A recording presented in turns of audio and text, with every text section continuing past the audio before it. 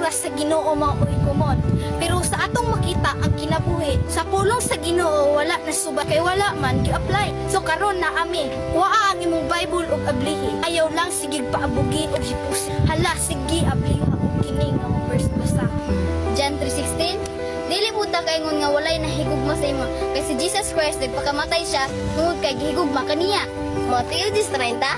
Dili mo ta kaingon nga dili makita sa Ginoo ang imong mga buhat nga dili maayo. Bisan ginahimo nimo sa tagok. Kay dayag sa Ginoo ang tanan. Bisan imong buhok maihapman. Verse 6. Punta kaingon nga ang Ginoo imong gikahadlukan. Kung wala kay pagtawag sung ginikanan. Matthew 5:4. Dili pud ta kaingon nga hangtod sa hangtod na mabul-anon pinag-ingon iyang pulong, ikaw iyang ipayon. Tiago 4:8. Di po na kaingon na ang pabor sa Ginoo dito sa mapahitas-od. Kaya ang iyang pulong, kaaway sa Dios ang mapahitas-od apan maghatag siya og grasya sa mga mapabusanon. Marcos 12:31.